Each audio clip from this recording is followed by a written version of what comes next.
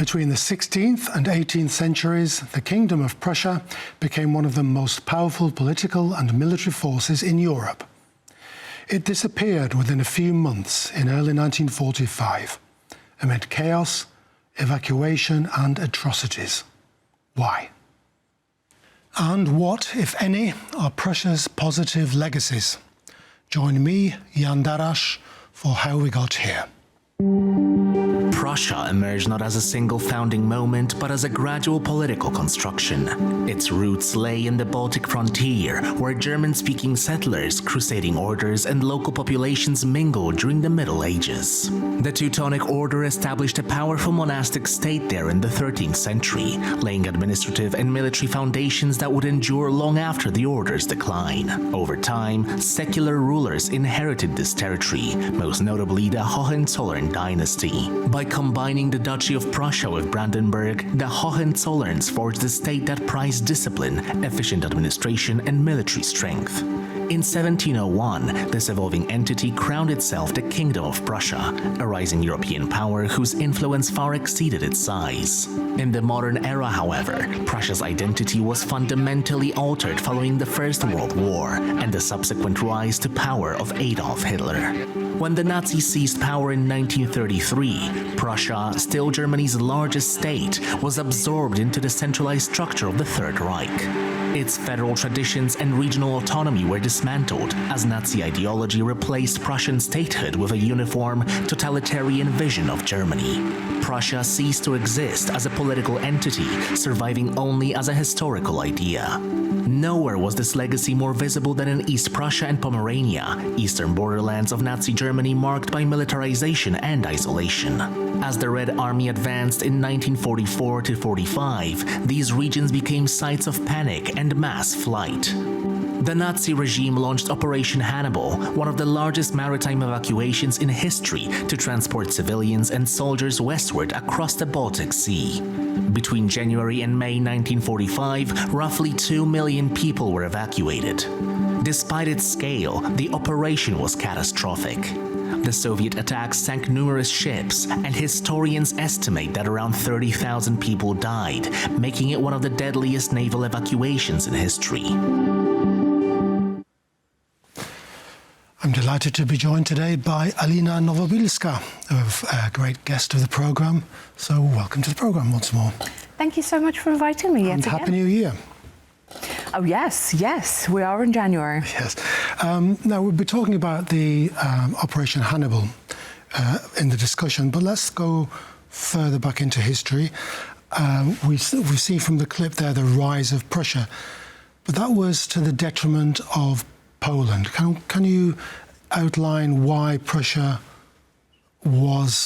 became more powerful and Poland became weaker?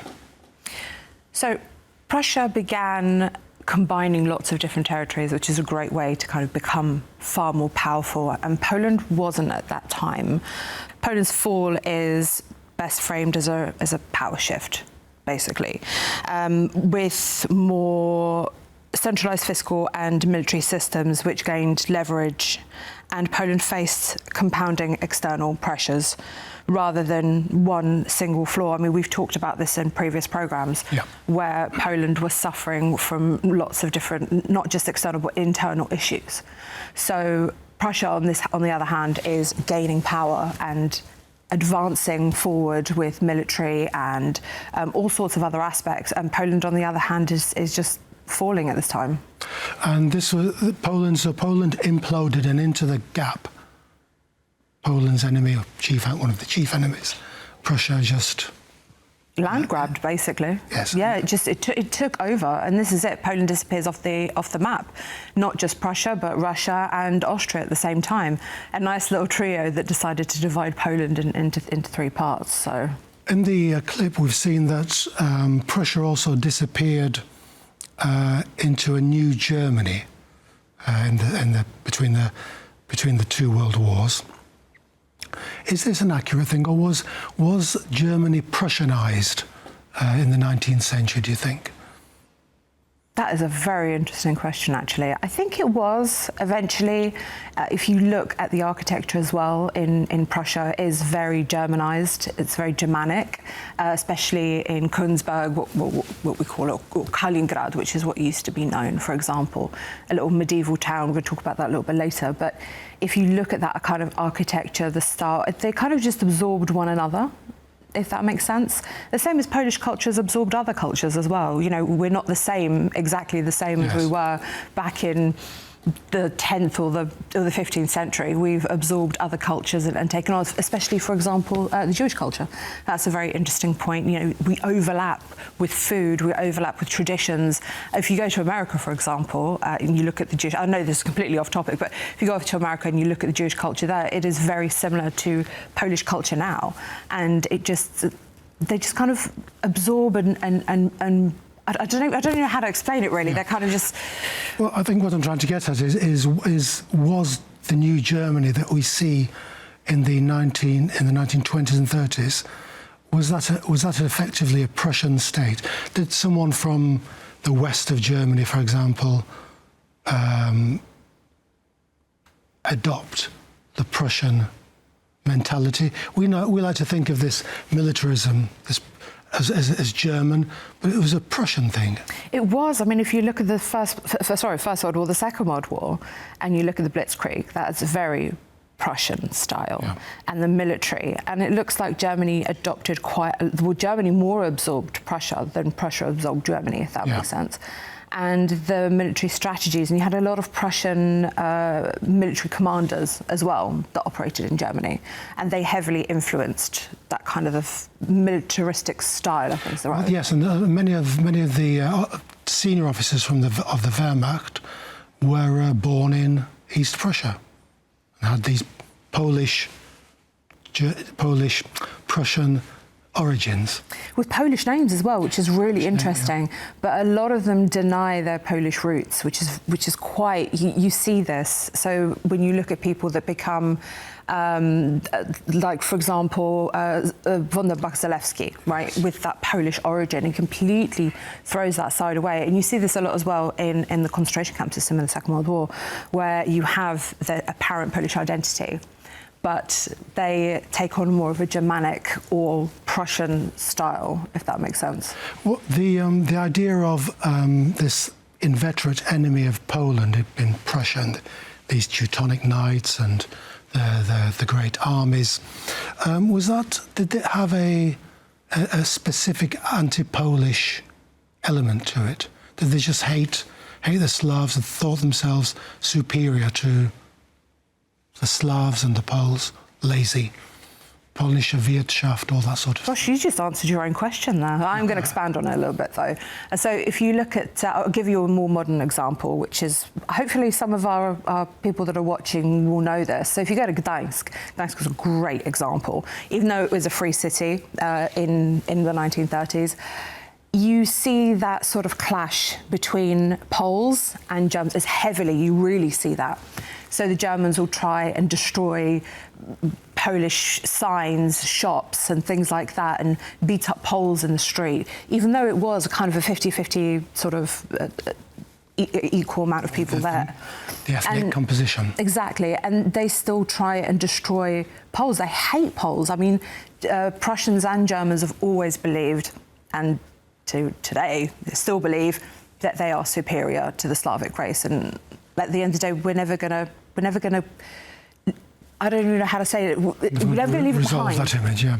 What the funny thing, or the interesting thing is that this colonization force of Germanic discipline and order and the Teutonic Knights, they adopted the name of the local tribes. They absorbed the local Prussians, which goes back to your point about overlapping cultures forming a new identity.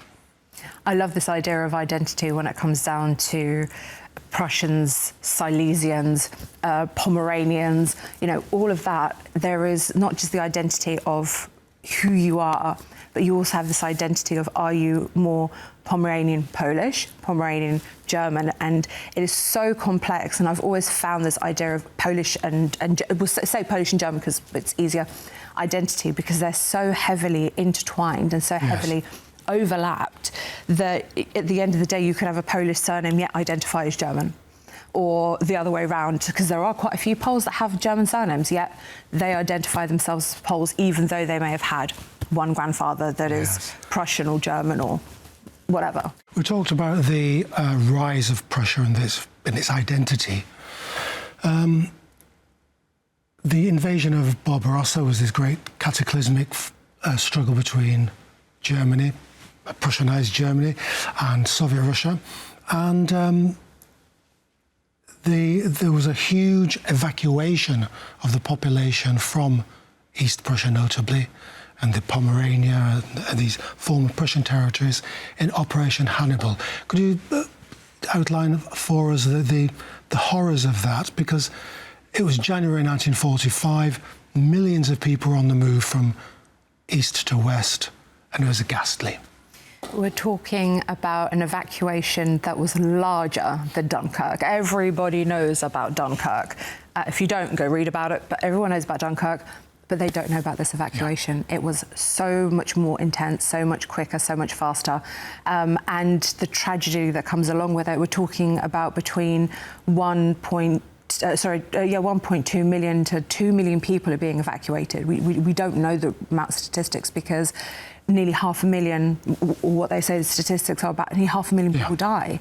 And you've got ships that are heading out that should have, for example, 1,000 passengers max on it. And they have over 10,000 people, not just civilians, but also wounded soldiers. Yes, there's this great Wilhelm Gustloff Exactly. Titanic.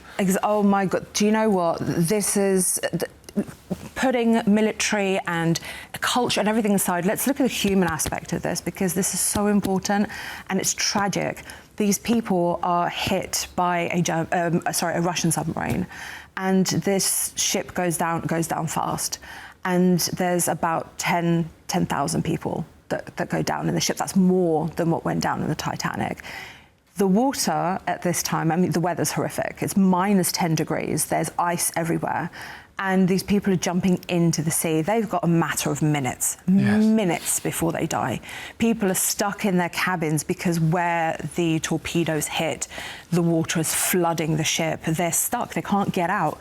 People are slowly and quickly dying because of the weather. I could not imagine. I mean, yesterday in Warsaw, it was minus 10 with a wind, and now putting that onto the Baltic, you say it's minus 10, that's probably feeling like minus 20. Yeah, so probably being dragged out like totally frozen.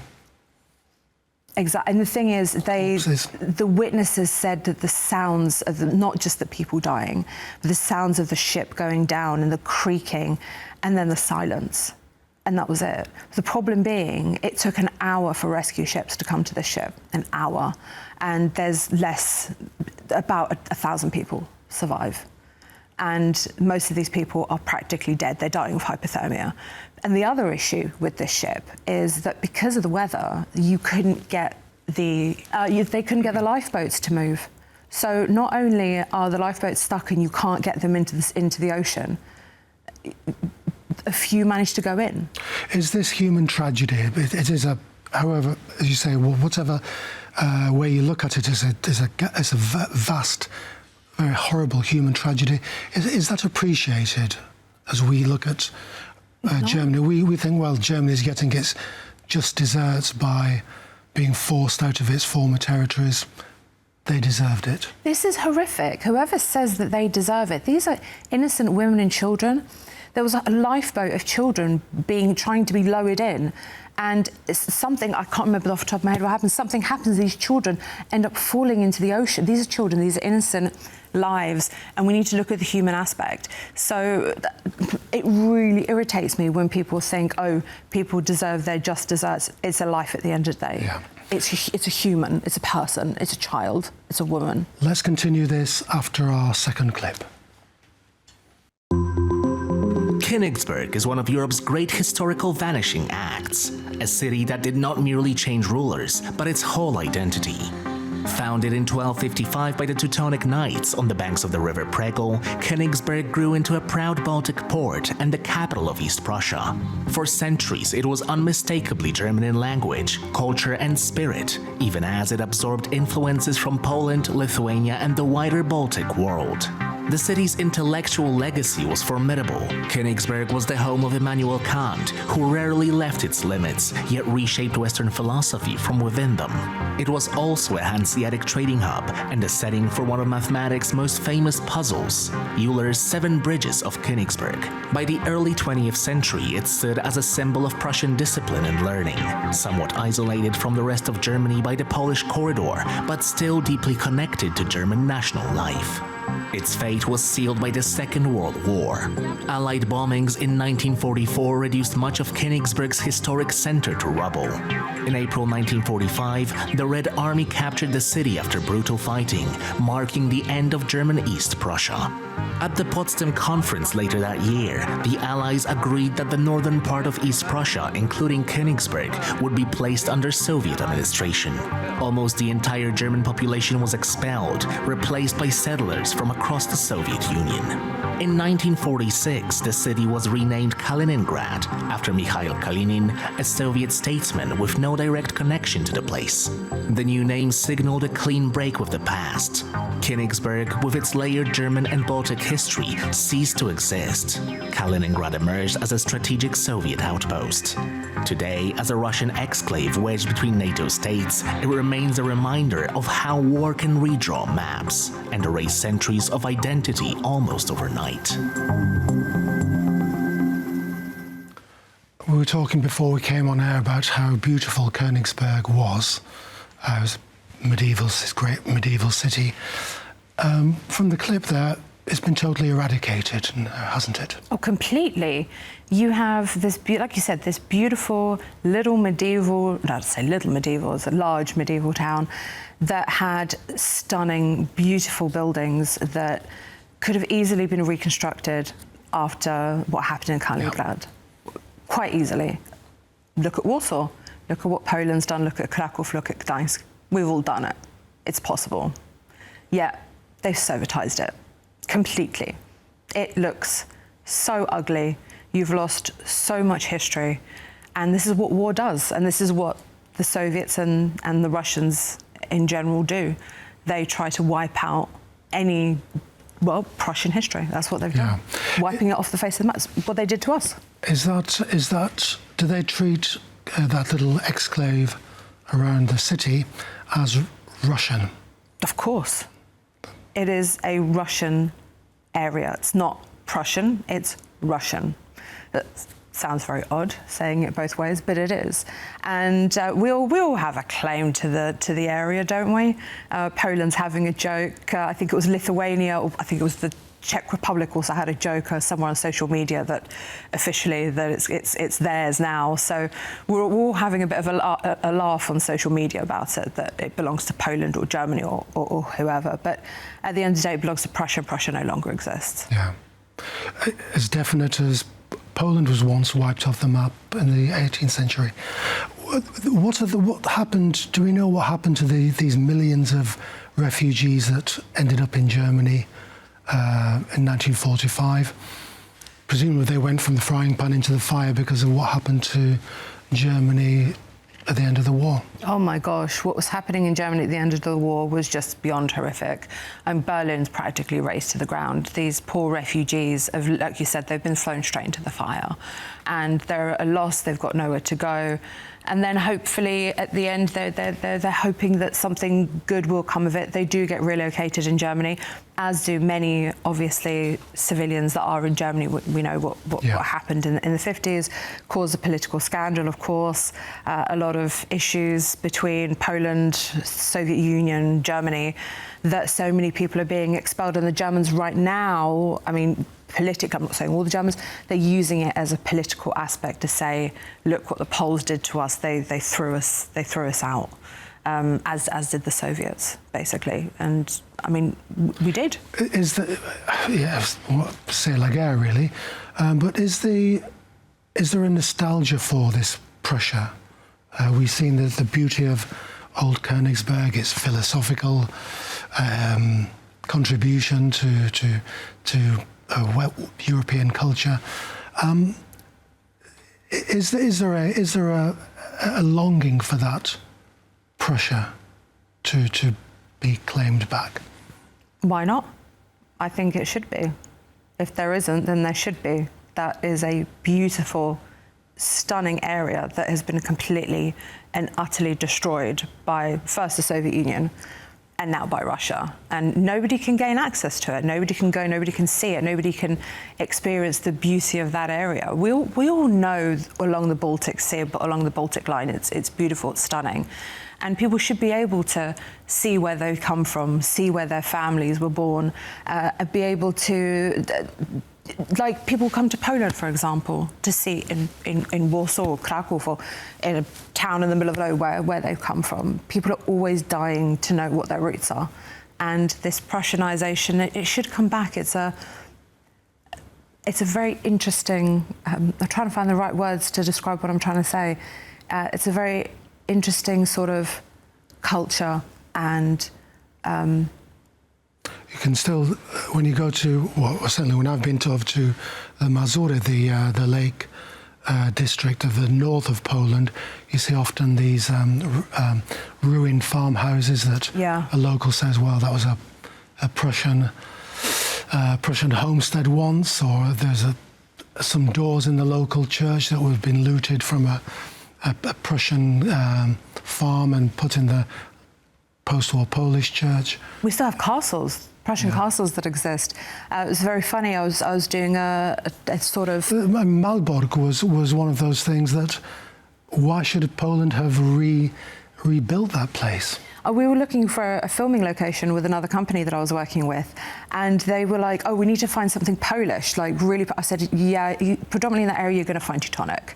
That's all the castles, all that area is just going to be Teutonic, because, you know, you need a filming location, and they just couldn't find anything very concrete for that specific Teutonic period of time. So, you know, it still exists. We can go and see it, touch it, and experience it. We still seem to like these Teutonic knights in Poland. Oh yeah, why not? They're really interesting. Look at their shields and their armour. I know we love the hussars, I know we do, but the Teutonics still have something pretty magical about them. So I would definitely, if there was a reenactor, I would love to go and see it. 2 cheers for the Teutonic Knights. Exactly. Alina Nowobilska, thanks once more for coming on to the programme. Thank you so much. So that's it. Do join us next time. You know the time and the place. Tuesdays, 9:35, 21:35 CET. So see you then.